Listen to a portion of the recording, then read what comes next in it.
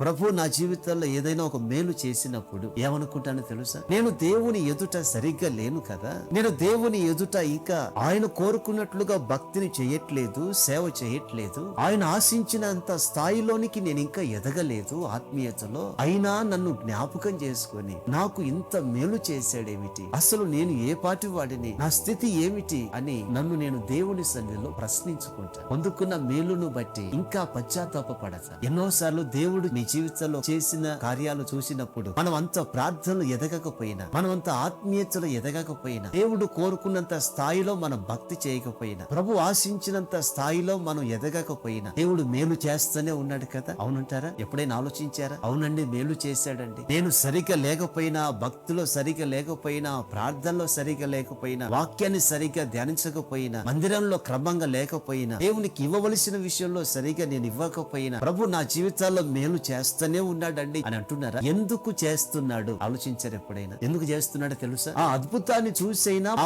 మేలులు చూసైనా మన మనసు మార్చుకుంటామని, మన జీవితాన్ని మార్చుకొని పశ్చాత్తాపడి దేవునికి నమ్మకంగా జీవిస్తామని దేవుడు ఆశిస్తున్నాడు. ప్రియ సహోదరి సహోదరులారా, ప్రభు మన జీవితాల్లో కార్యాలు చేస్తున్నాడని, ఆ మేలులను కార్యాలను చూసి ఇంకా మనకు నచ్చినట్లుగా జీవించాలని కాదు, ఆ మేలులను కార్యాలను చూసి మన మనసు మార్చుకుంటామని, మన ప్రవర్తనను మార్చుకుంటామని, మన బుద్ధిని మార్చుకుంటామని, దేవుని సన్నిధిలో పశ్చాత్తాపడి దేవునికి నమ్మకంగా జీవిస్తామని దేవుడు అందుకే మేలు చేస్తున్నాడు. చూడండి, చాలా సార్లు పిల్లలకి మనం ఏది అడిగితే అది తీసుకొచ్చి పెడతాం. మన దగ్గర లేకపోయినా అప్పైనా సొప్పైనా చేసి తీసుకొచ్చి ఇస్తున్నాం. అయితే మనం అన్ని తీసుకొచ్చిన తర్వాత, అన్ని ఇచ్చిన తర్వాత వారు వాటిని అనుభవిస్తూ తింటూ సంతోషిస్తూ ఇంట్లో ఉన్నారు. మన మాట వినలేదనుకోండి, ఏమంటాం? ఒరే వెధవా, నువ్వు అడిగిందల్లా తీసుకొచ్చి ఇచ్చినప్పటికీ, నువ్వు కోరిందల్లా తీసుకొచ్చి ఇచ్చినప్పటికీ వాటిని తింటున్నావు, కట్టుకుంటున్నావు, కడుపు నింపుకుంటున్నావు, తిరుగుతున్నావు, కానీ కొంచెమైనా తగ్గింపు, కృతజ్ఞత, తల్లిదండ్రులు అంటే గౌరవం లేదరా, నీకు ప్రేమ చూపించలేకపోతున్నావా ఏమిట్రా అంటారు. నిజమేనా? ఎన్నోసార్లు అనుకున్నారా తల్లిదండ్రులు మీ పిల్లల విషయంలో, నా కొడుకుకి నా కూతురికి అన్ని తీసుకొచ్చి పెడుతున్నానయ్యా, కానీ నా మీద తిరుగుబాటు చేస్తూ ఉన్నారయ్యా. ఇచ్చినప్పుడు సంతోషంగా తీసుకుంటున్నారు, తింటున్నారు, అనుభవిస్తున్నారు, కానీ నా మీదే తిరుగుబాటు చేస్తున్నారు, నా ప్రేమను గుర్తించలేకపోతున్నారని బాధపడుతున్నారు కదా, కన్నీళ్లు విడుస్తున్నారు కదా. అదే ప్రకారంగా మన జీవితంలో దేవుడు